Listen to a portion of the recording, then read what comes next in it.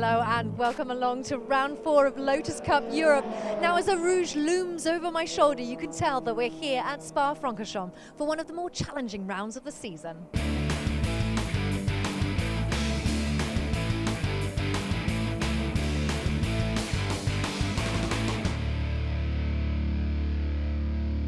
Spa features some of the fastest and most iconic corners in the world, including Eau Rouge. Now, it's a big must for any driver, so let's go and find out how our drivers are feeling ahead of this weekend of racing.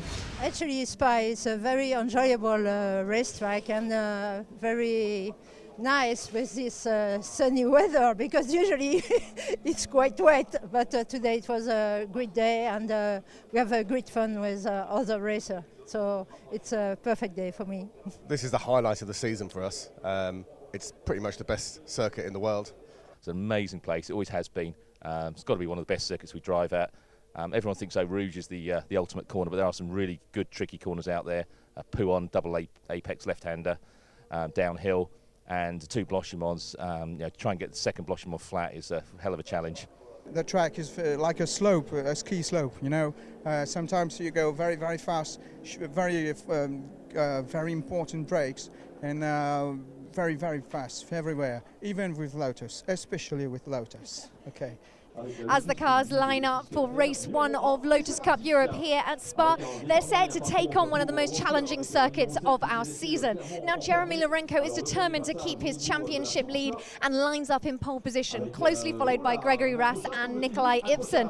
Now, Gregory, of course, is not the only Rasse enjoying success this season. John Rasse is leading that production class, so it's time for me to move out of the way and hand you over to the action. Let's have a look then at how they line up, with Jeremy Lorenko in pole position alongside him, Gregory Rasse. Then it's Nicolas Ibsen and John Walker on the second row from Xavier Georges, and Philippe Loup, Nicolas Ferrer and Thierry Verheest are next along.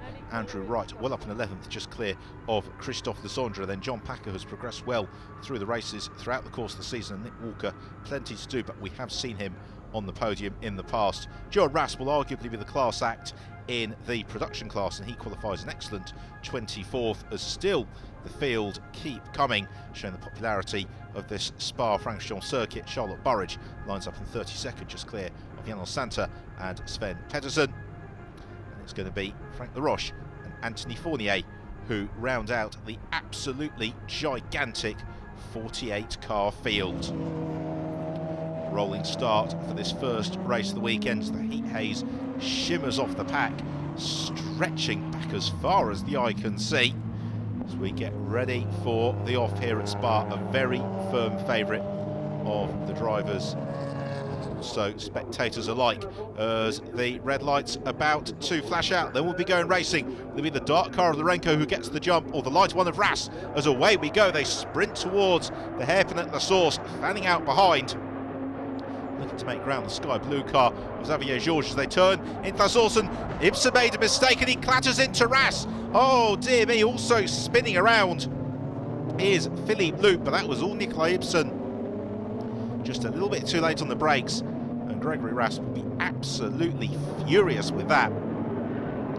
As a result, it means that Jeremy Lorenko has got a comfortable lead over Xavier Georges, and the rest of the field stream through. Christophe Legendre already up into 4th place. And this is what can happen when you get an accident at the front of the field. The rest of the pack is slightly stretched behind as they climb up through Eau Rouge and then out of Radion and onto the Kemmel Straight for the first time.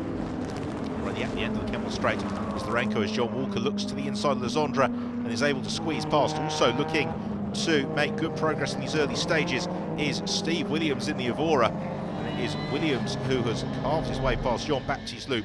We're in car with Benoit Roger. Just ahead of him is David Harvey, as the production field stretching back down the length of the Kemmel Straight. 1 or 2 cars slightly out of position after challenging qualifying sessions, but the beauty of the Lotus Cup Europe is that wherever you are in the field, there's always somebody to dice with, as downhill in towards Pouon for Lorenko, and this is exactly how they've wanted the race to unfold. He's looking to make a challenge. There is John Walker trying to squeeze the inside Nicolas Ferrer. He can't quite do it. Lorenko already heading towards Fagnes. Now the real question is going to be, can he win that mental race with himself? He's got the track position, he now just needs to drive to a good rhythm. Behind him we have got Xavier Georges, then John Walker still tucked in just behind Ferrer. It's Christophe Legendre. Loup is trying to find a little bit of space there. That's Andrew Wright, grading to a 2:11. We've seen him previously in the Elise, but this is the tail end of the incident. It's Nicolas Ibsen and Gregory Rasse tangle, and unfortunately they take Philippe Loup with them for company.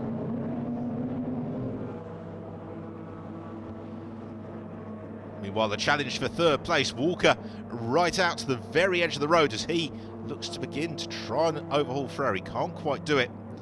Also running out very wide, Jean-Pierre Genu-Prache, and that potentially slides him into the clutches of the 340R of David Harvey. And then we've got Benoit Rogier and Nathalie Genu-Prache as well as part of that group.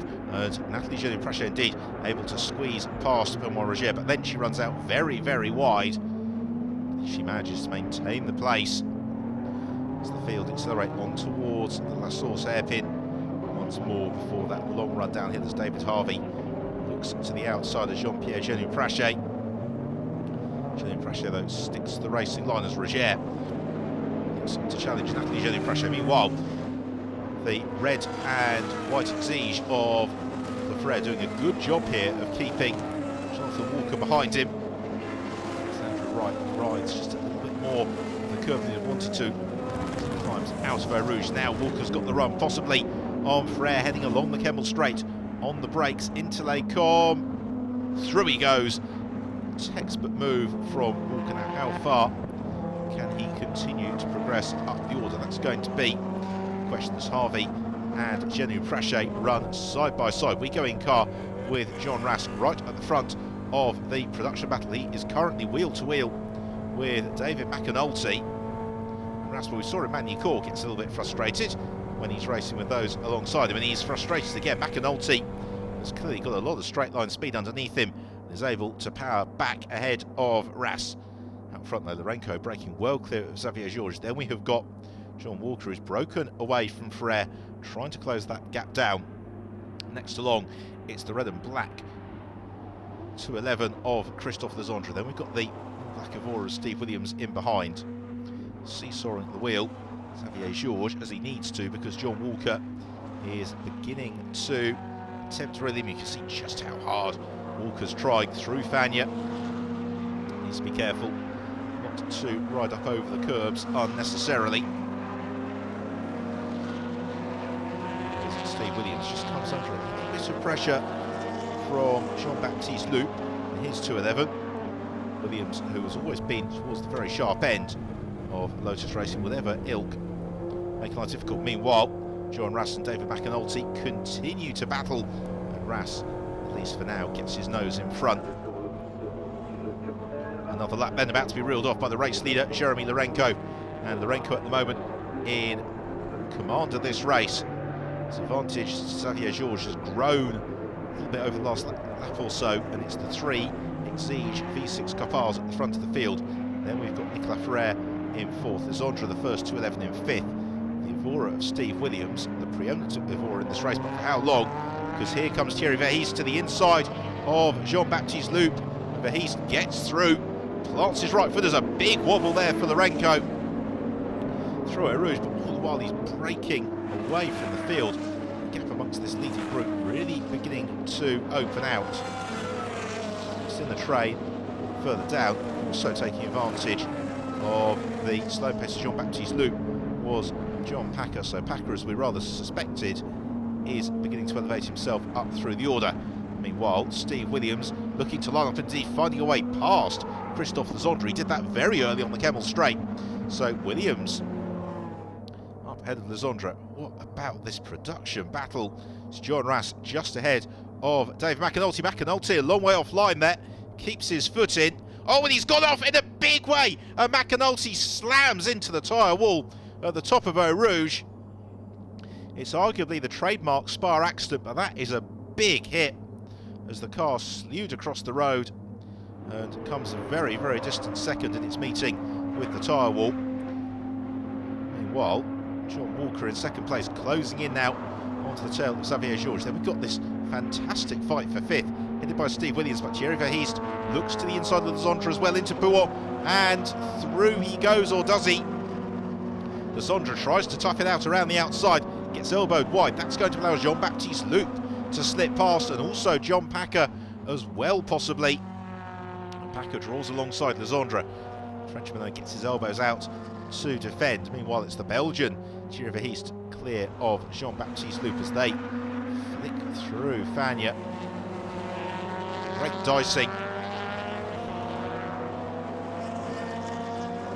Can the Zondra get back onto terms with Jean-Baptiste Loup to become the top 211 in this race, or will John Packer be able to scythe past him? None of this, of course, any concern for our race leader, Jeremy Lourenco.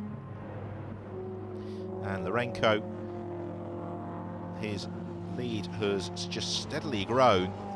Now Xavier Georges is going to have to contend himself more with what's going on behind him, because John Walker is onto terms, chasing down the Frenchman as they flick through the bus stop chicane and on to the completion of another lap. I don't think Walker's going to be quite close enough to roll the dice for a move to the inside of the Source hairpin. There's also a question about whether or not we've still got yellow flags over at Eau Rouge, of course, after the incident for David McAnulty. And so there's opportunities to find a way past. Slight limit. I just wonder if the safety car board has possibly come out. Not seeing too many challenges for position into La Source. And yes, there's the safety car board. You can see just the inside of the hairpin. I thought the cars had slowed a little bit. They weren't challenging, and that's why. So the safety car is out for the recovery work on David McAnulty's car. So all of that excellent opening phase of the race for Jeremy Lourenco washed away. Now this is great news for John Walker. He is going to see the gap from 1st to 3rd absolutely whittled away. So there is McAnulty's car. The good news is that he is out of the car. The bad news is that car is very, very second hand, but the tyre wall doing exactly what it was supposed to. As the field bunches up into the bus stop chicane. We're going to be going racing this time round. Yes, we will. The safety car peels off the track, so we go racing once more in this first race of the weekend in the Lotus Cup Europe at Spa Francorchamps. And now this is the golden opportunity for both Xavier Georges and John Walker to really see what Jeremy Lourenco is made of. Likewise, Nicolas Ferrer withstanding the pressure from Steve Williams as they all look to gain ground. Andrew Wright under pressure from Nathalie Genu-Praché. Roger runs a little bit wide in the background. So Lourenco and Georges fly in formation. We have a change for second place. Jeremy Lourenco leads. Now it's John Walker in second from Xavier Georges. Meanwhile, we're in car with Markus Nikowitsch as he powers along the Kemmel Straight. That's Thierry Edouard, who he draws alongside. Also got one of the 211 scything past them as well. And this is always the challenge in these multi-class races with cars out of position, potentially after early adventures. You've got to have your eyes all over the place as Lourenco sets about rebuilding the advantage that he had prior to the safety car. It's now John Walker in second. Can he do anything about Lourenco at the moment? The answer would be no. Then 4th place, Nicolas Ferrer, withstanding the pressure from Steve Williams in the first of the Evoras, a not dissimilar car.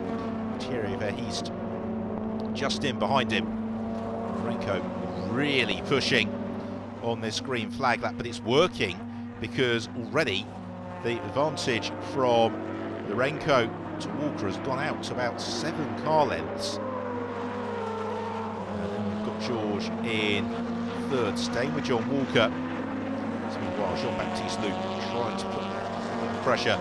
Thierry Verheest, they have got Christophe Lizandre just behind the pair of them as we go in car with the race leader, Lourenco, who is making this look very easy indeed. And that is exactly what you want to see if you're a Jeremy Lourenco fan. Really very smooth technique, just 1 or 2 tiny corrections through Blanchimont, but nothing particularly untoward. And it's working. He's a further car length clear of Walker as they get on the brakes into the bus stop chicane. Likewise, Nicolas Ferrer would appear to have done enough just to withstand Steve Williams for the time being. Williams instead potentially a little bit more concerned with the progress of Thierry Verheest behind him. There we have got the rest of the cars all shuffling and shimmying their way out of the bus stop chicane. As in trouble there, David Harvey, going very, very slowly in the 340R. Great shame that, David, one of the most popular competitors in the Lotus Cup Europe paddock. Plummeting downhill then once more, up through Eau Rouge. Renko maximum commitment, the same from Walker and Xavier Georges. Then we have a big weight back to fourth. Battle of the Avoras, the battle of the 211s, and a change. Zondra gets his nose in front of Jean-Baptiste Loup. Loup looks to fight back immediately as they head on to the Kelvin Straight. Already the race leader, Lorenko, at the end of the straight, as the 211 battle is now just midway down. Who's got the advantage? As Verhees looks removed inside Steve Williams. Williams won't be having any of that, shuts the door firmly in the face of the Evora. Steve determined if he can to be the top Evora in the race. Williams has still got his nose in front. In the 211s, it is Jean-Baptiste Loup who has actually eased away a little bit from Christophe Lizondre, as these top 5-6 runners in the race get their way through Pouot. Here's the battle for second place. John Walker still with Xavier Georges in contact, but just beginning to slip away. A car length at a time, a corner at a time. There's a little bit of wrestling at the wheel being undertaken possibly by Jeremy Lorenko. Rencart here with the race leader Lorenko as he accelerates on towards Blanchimont. Sweltering day here at Spa, and you can just see those little corrections from Lorenko, and you can see now that John Walker rather is beginning to just close towards his tail. He's bringing Xavier Georges with him for company. We've still got plenty of time remaining in the race. All about fourth place is Nicolas Ferrer. Then a challenge to Williams again from Verhees, but it's Williams who prevails. And now Jean-Baptiste Loup looking to join in as well. It's behind a spin for Jean Potier, and he gets clobbered by Case First Lois. Both cars out on the spot. Both of them very near to the edge of the track as well. I hope that doesn't bring out a safety car, but it may, just as the race really beginning to crackle into life as we head towards the latter stages, not least in this battle of the Evoras. A pair of them arriving into Eau Rouge. Maximum commitment as they ride the curbs. As a result, it's Williams who is just able to prevail as the field surge over the crown of the road at Radion. Race leader Lorenko, though, having a slightly steadier start to the lap. He is clear of Walker and Georges. Then we've got Nicolas Ferrer in a reasonably comfortable fourth. Steve Williams, that superb run through Eau Rouge, buys him a bit of breathing space over Thierry Verhees as they arrive into Les Combes. And that's one of the main overtaking opportunities dispensed with on this lap for Williams, as Jean Potier stalks away from his car. Glad to see that he and Case First Lois are okay, but neither car clearly going anywhere. And indeed the safety car boards come out, so the safety car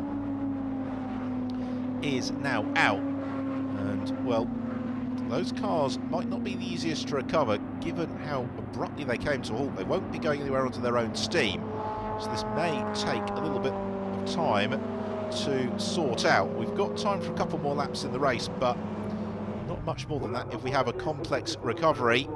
And indeed the checker flag is ready, and so the race does finish behind the safety car, so it's a win for Jeremy Lorenko. Second place Sir Jonathan Walker, and third for Xavier Georges. Real shame, just as those battles were really coming together, the interruption of the safety car.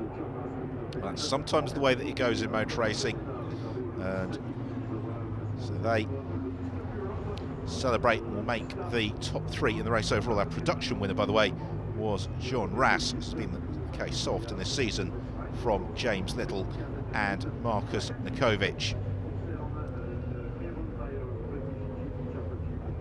So a dramatic opener to the weekend. Let's have a look at the results. Lorenko wins it from Walker, Xavier Georges. Then Nicolas Ferrer, Steve Williams, the first Evora, in fifth, and Jean-Baptiste Loup, 211 honours in seventh place. Then we have got well up in the open class Nicolas Gambini, he's second in that class, to Nicolas Ferrer, and then Rasse, a production winner, an excellent 18th place, given his nearest production rival James Little finishing in 24th, just ahead of Markus Nikowitsch, and then Sven Pettersson and Dennis van den Sarvel. One or two of them falling by the wayside. That instant between Jean Potier and Case First Lois. Jean-Pierre Prasher having a very strong showing prior to his early retirement. David McAnulty, good to see that he's okay after that big instant up at Eau Rouge. Jeremy, this is becoming a regular thing, so congratulations. The safety car came out twice. There wasn't so much racing, but it was still good for you. Yes, it was a good race. Thank you, Thierry. I was very happy to have qualified in pole. And then I was very pleased with the start of the race. There was a small crash at the start of the race. Some of my friends hit their cars, which was sad. I think it'll be a lot better tomorrow, I'm sure. Xavier, congratulations, moving up 2 places from 5th to 3rd. I know it was a shorter race, safety car came out twice, but it was still good for you. Thank you.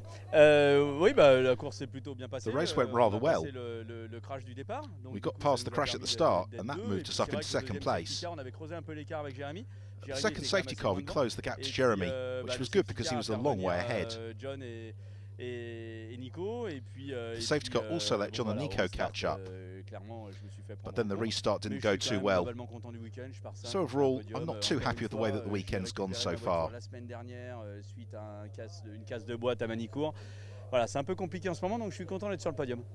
Fourth overall and first in class, well done. Yeah, it's fantastic for us, of course. It's a crazy race. In the first corner, big crash, and I'm third on the first corner by opportunity, of course, and after 30 minutes I'm feeling fourth, behind the Exigence, Jeremy and John Walker and Xavier Georges, so it's a good opportunity for me. John, congratulations, 7th overall, first in class, well done. Yeah, really a good result for me today, and also the race of the qualifying and the race was good for me. Fantastic. Now the safety car came out twice. You managed to avoid any trouble. Yeah, a lot of damage on several cars, so it's not good for the Lotus Cup Europe, but it's a race. A strange race, very, very hard, with a lot of accidents. So we had to wait, 2 safety cars, and I had a fight with the 2 Eastern Europe Cup. A great fight, it was nice. But not really a fight between the production class, so yeah, strange race, but good result for me. John, congratulations, 3rd in class, 11th overall. You managed to stay out of trouble. Yeah. On the first corner, obviously it was a bit messy, but yeah, I just kept clean, kept in tight, and managed to chase down the other 211s that qualified in front of me. We had a really good race up until the first safety car. And then obviously that took up a bit of time, and then we carried on racing after the safety car. A couple of V6s, Nick snuck in front of me, but it was good. It was a really good race. It wasn't obviously ideal, but it was great. Yeah, it was really good.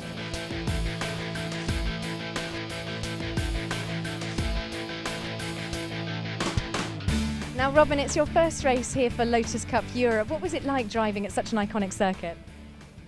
It's a dream.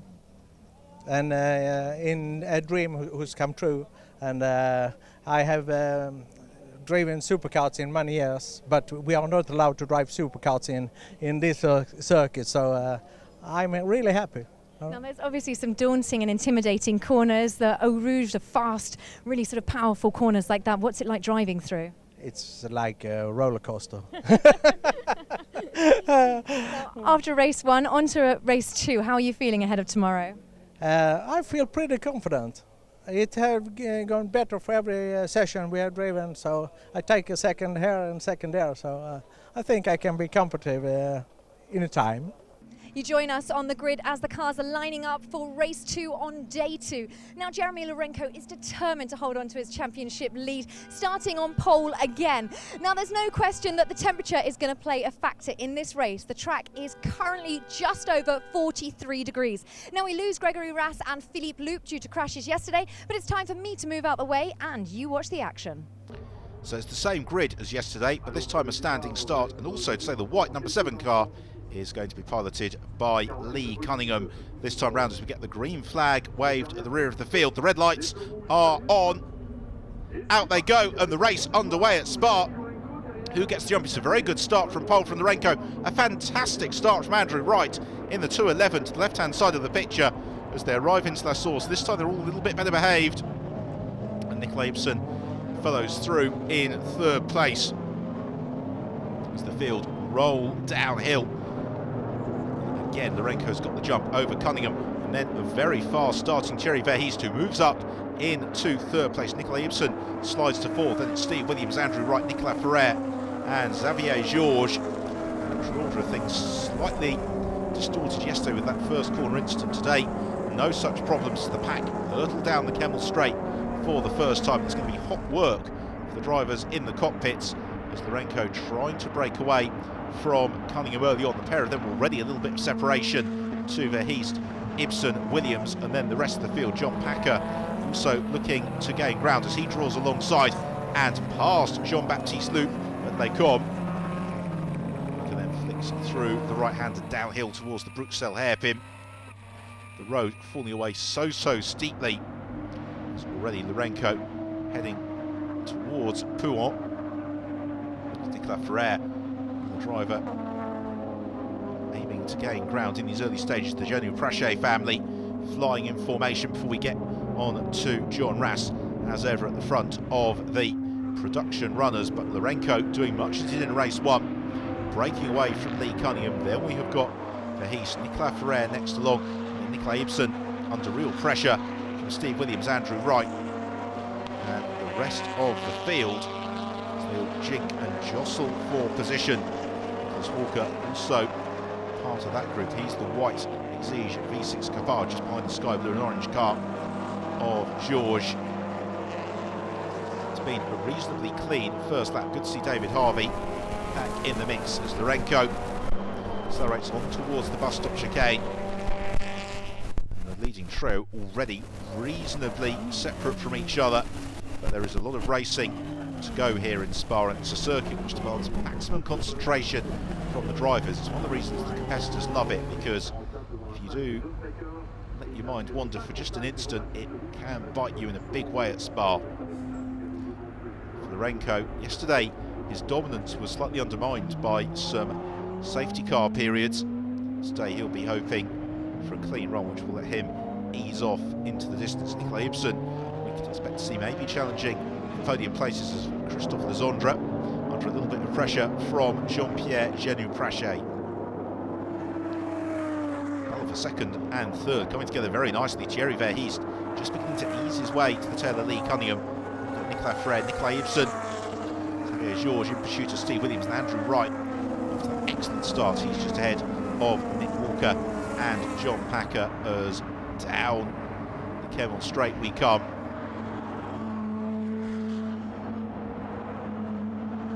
Change in the order, at least amongst the drivers right at the front of the field. Potential challenge a bit further back as Andrew Wright really looking to ease towards the car of Nicholas Walker, and that is bringing John Packer into the mix. And Packer always goes quicker as the weekend unfolds. You see him going much better in the second race of the weekend than the first in most of the rounds we've had this season. It's no exception in Spa. Looking very smooth at the wheel through the Bruxelles hairpin. The road just dropping so steeply as it carves its way through the Ardennes countryside. Of course, this section of track, the purpose-built section of the Spa Francorchamps circuit, constructed in the mid-1980s. And it's going to be coming out of Stavelot in a couple of moments' time for Jeremy Lorenko. That's where he'll pick up the original Spa road course. It was public roads until midway through the last decade. There is Lee Cunningham, still under pressure from the Evora, and now they have got the exigent Nicolas Ferrer as well. Looking to come and join them. Ferrer has shaken off Ibsen. Ibsen in turn, easing away from Williams, who has still got Xavier Georges bottled up behind him. And Georges, who was disappointed in race one, will be very frustrated with race two. In car then with Lorenko. Again, just little corrections from Jeremy Lorenko. Gives an indication that he's pushing very hard in still these relatively early stages of the race. Cunningham now about 5 to 10 car lengths away from Ferrer, and this leading group that was so evenly bunched a few moments ago. Now the real battle is amongst the 211s, headed by John Packer. Then we got Jean-Baptiste Loup, Andrew Wright, Christophe Legendre and Jean-Pierre Genu-Frachet. They are all beginning to close up on each other as they filter their way through the bus stop chicane.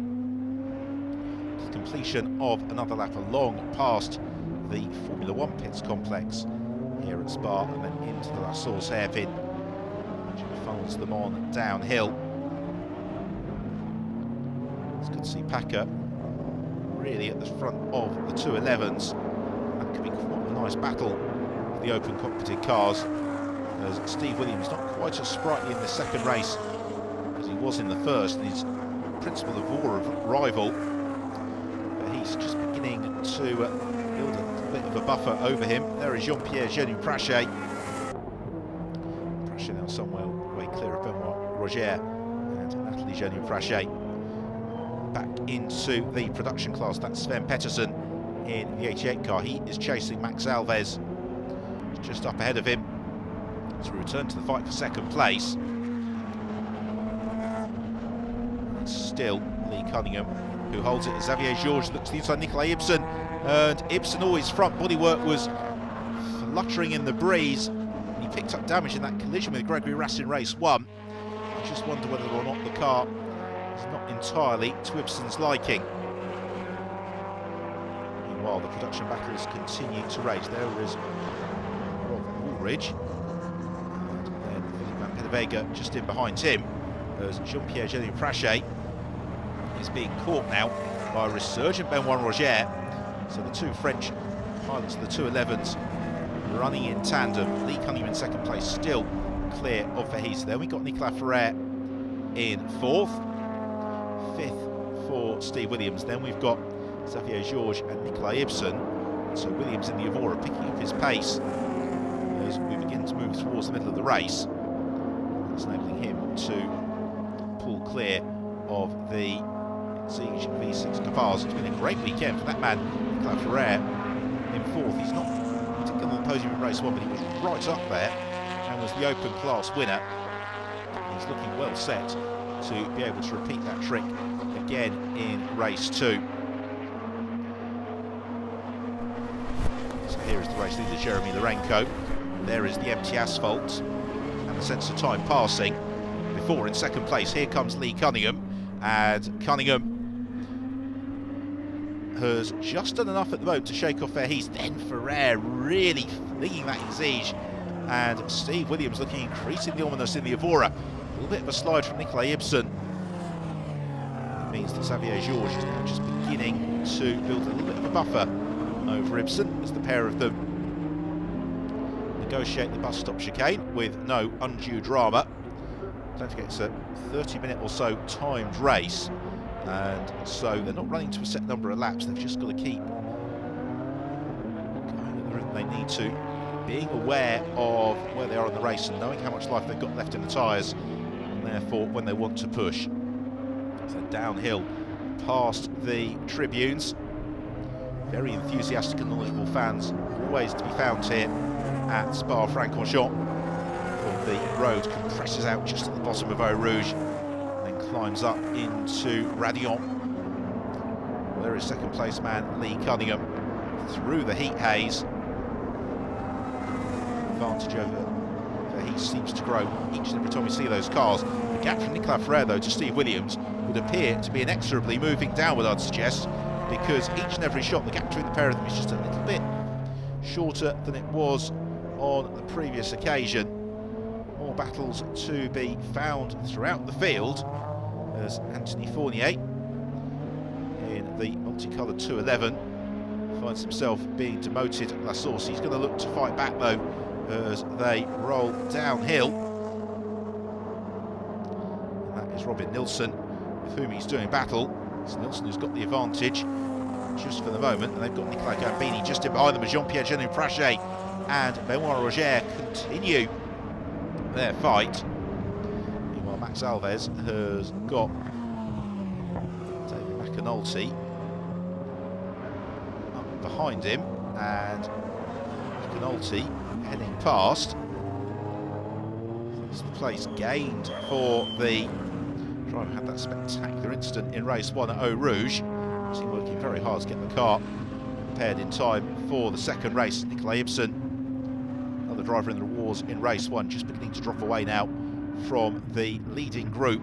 This is the man who has dominated the weekend, Jeremy Lourenco, victorious in race 1, and now as we head towards the second half of race 2, he is in splendid isolation at the front of the field, having really given the rest of the field a little bit of a lesson in terms of how to perform at the very sharp end of the Lotus Cup Europe. It's not to say that Lourenco is not pushing. He's been a little bit sideways on more than one occasion.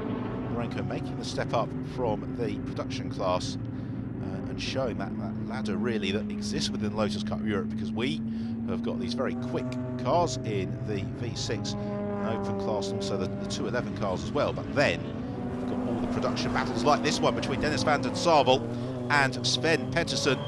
It's Pettersson ahead of Van den Sarvel, who earns extra rounding points, having a roof that looks like Eddie Van Halen's guitar, as the pair of them accelerate out of the bus stop chicane on towards La Source. They've got David McAnulty, Max Alves and Janos Santa just ahead of them.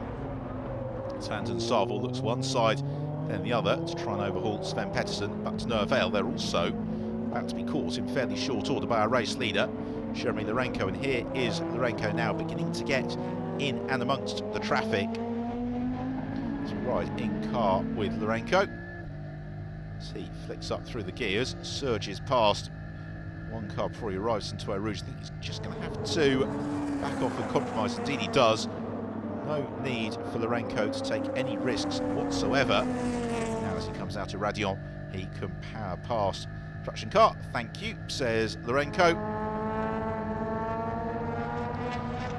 as he hurtles on towards.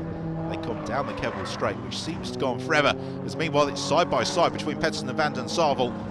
And so this is when it starts to get a little bit more challenging for Lourenco. He'll have clocked that there's two cars up the road ahead of him. He'll also have clocked that they are absolutely locked in combat, and therefore he's going to have to pick his moment here in terms of the right moment to try and ease past into the Bruxelles hairpin. Steering wheel a pretty heavy lock, as you can see, fully 90 degrees to the right, and then not dissimilar amount through the left-hander with no name on towards the double left at Pouhon. Van den Sarvel is dispatched pre-Pouhon.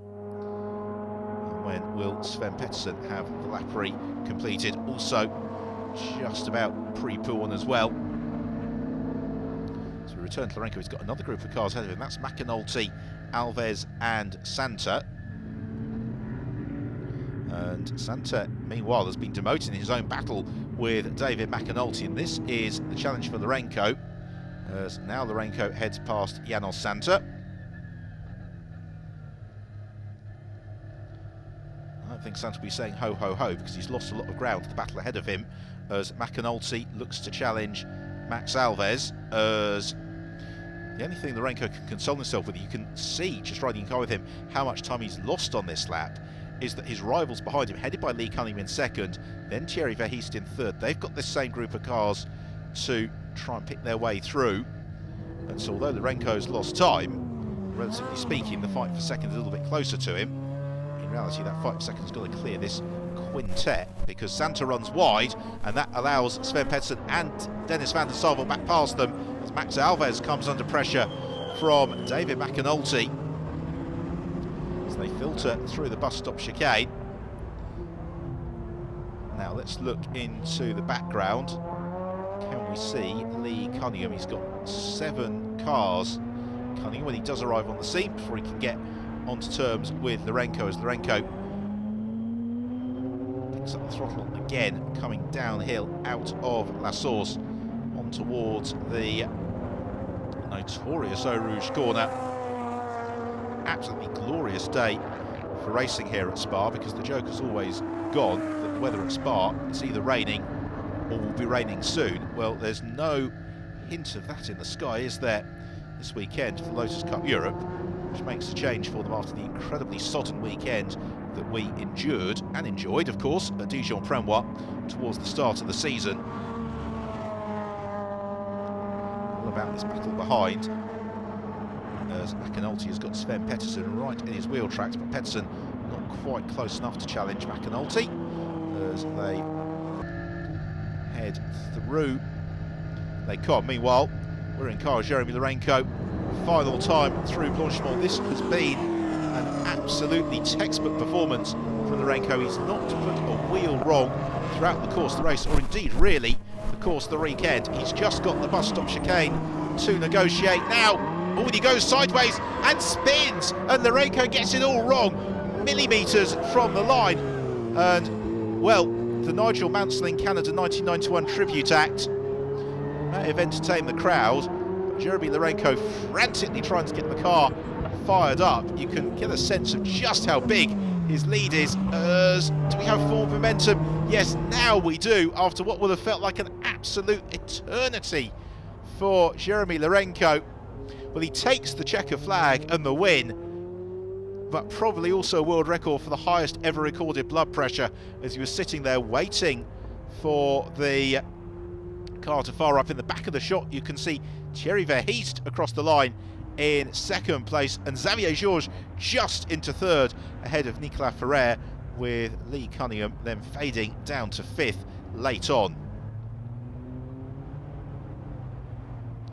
Well, what a dramatic conclusion to the race, and also last or so very frantic as they got really into the teeth of the traffic as well, which will, I'm sure, have prompted some of those position changes.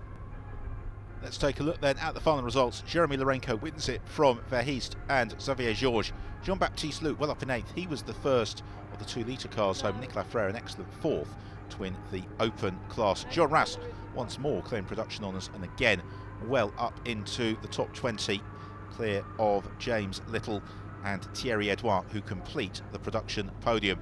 Mackenzie Taylor an excellent 23rd place, and then David McAnulty did hold on for 25th. It was a race, fortunately, very low on casualties, but we did lose Andrew Wright, which was a great shame after the fantastic start that he made to the race. And 1 or 2 of them, unfortunately, unable to take to the start, but nonetheless, an excellent weekend's racing. Jeremy, congratulations. There seems like there's no stopping you now. Oui. To be true, it was a super weekend. Pole in race 1 and pole in race 2. I'm really proud and happy that we do it with Xavier. That's great.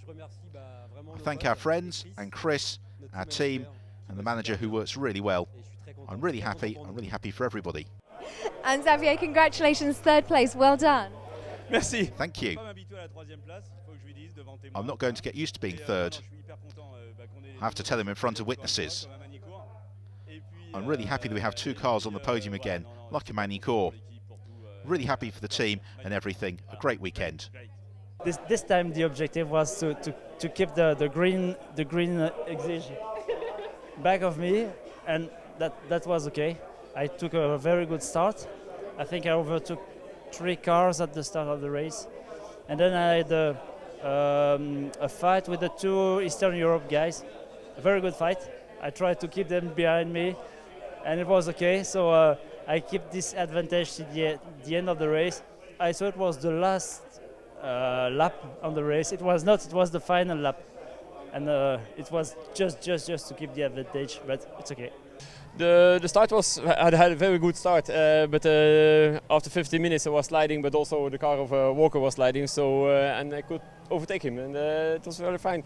It was just a pain. I need to pass Mark 1 on the hill, and I didn't have the room, so I lost all the speed, and I saw the others coming after me, but I could keep my place, so very good, very good.